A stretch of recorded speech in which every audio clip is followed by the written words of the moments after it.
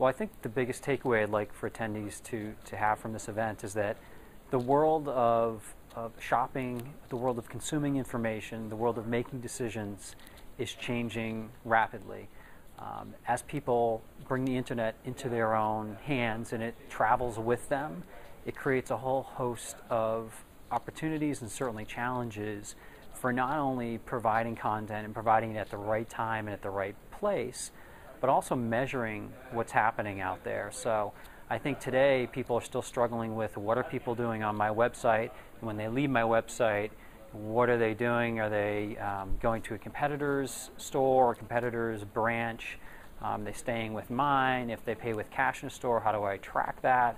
And so what happens now is that with the idea of mobile, and mobile is a big topic of discussion today, it's how does that start to impact what people are doing and how they're having certain sort of loyalties to different companies. So are they still staying with the brand when they know, and it's easy for them to know that a price of a certain thing that they're looking at when they're sitting in the store of that brand is going to be a lot cheaper. So should I leave a Best Buy store even though I just scanned a barcode and I know that down the road at Target that item is going to be $10 less? Well, I've just made a relationship with an associate at Target or at Best Buy rather, but I also know some people at Target, and so what should I do?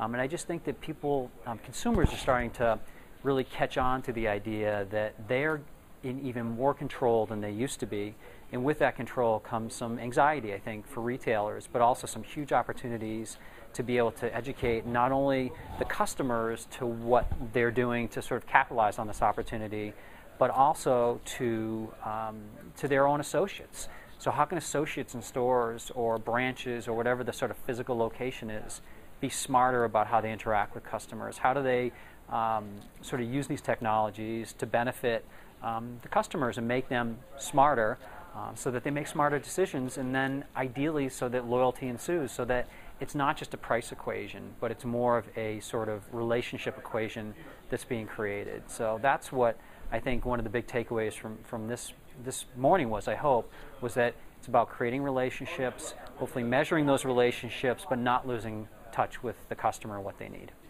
Okay, great. And how would you like to see this conversation continue? What do you want to hear from people? Well, I'd like to hear more things of what's happening in the field with them. So what's some examples of how they've taken some of these ideas and applied them to their own workplaces? I think that's something that's really lacking, I think, to some extent in the overall conversation is examples. And part of that is just by nature of that there's not a lot of examples out there because people are still trying to figure it out. And also people are guarding those examples and those case studies because it's really intellectual capital and it's an asset, like a patent would be to some extent, as you're holding on to it because you're still trying to figure it out and you don't want your competitors to get that information. So I think it's beholden to us, and I hope that there's some generosity of spirit, but we all know capitalism is also king, is that people will actually share some of their experiences so that we can all sort of wisdom of the crowds become smarter about how we're dealing with some of these challenges that we're dealing with and really sort of celebrating the successes that we're having and understanding how we use those to our benefit and to our customers' benefit.